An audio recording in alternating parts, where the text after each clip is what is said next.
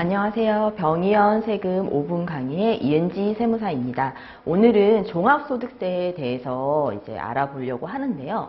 종합소득세, 내가 소득세 세금은 내는데 어떻게 계산이 이루어져서 내가 정확한 세금을 내고 있는 게 맞는 건지 의구심이 좀 들 때가 많으시죠. 그래서 계산 구조에 대해서 한번 이렇게 알고 계시면은 내 세금이 어떻게 과세가 되는지 좀 이해를 하실 수 있으실 겁니다.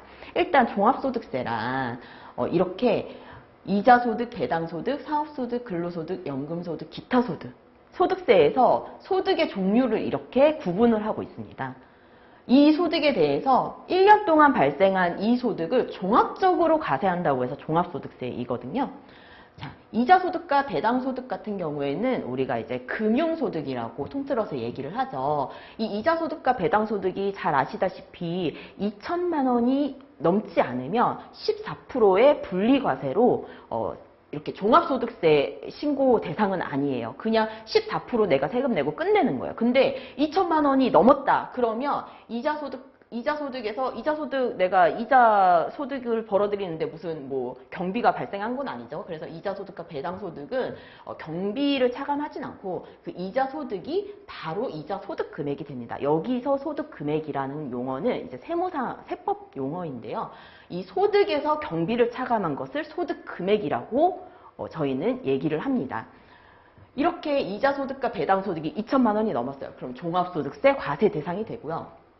사업소득, 우리가 병의원을 이제 경영을 하면서 발생하는 소득인 거죠. 그러면 사업소득이 막 발생을 해요. 그러면 병의원을 운영을 하면서 발생한 경비들을 이제 뭐 세무사 사무실에서 기장을 하면서 막 영수증 보내주고 하시죠. 그런 각종 경비들을 다 뺀 후에 사업소득 금액이 나오고요.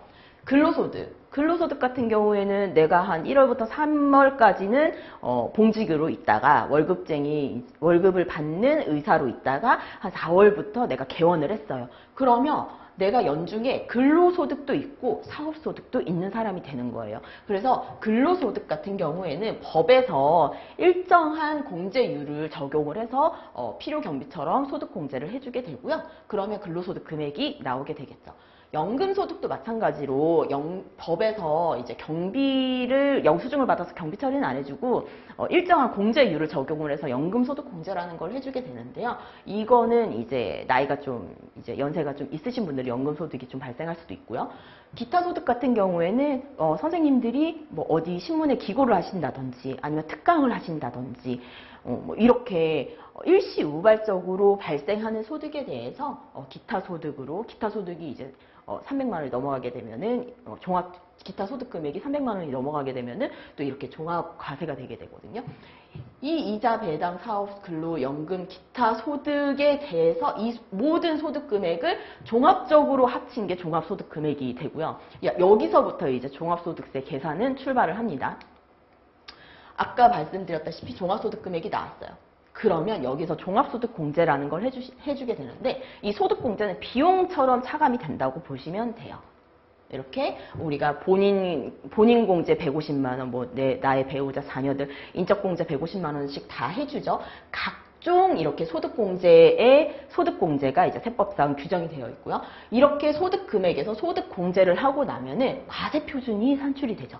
과세표준은 우리가 세율을 이제 적용하기 위해서 산출해내는 금액이거든요. 그래서 과세표준이 우리가 이렇게 구분이 되면은 소득이 높으면 높을수록 이제 세법에서는 누진세율로 과세를 하게 됩니다. 그래서 일반적으로 이제 병원을 운영하시는 원장님들은 좀 소득세율이 좀 고율로 이제 고율의 이제 세율 구간에 좀 들어가게 되시고요. 이렇게 되면은 우리가 내야 될 세금이 산출이 되죠.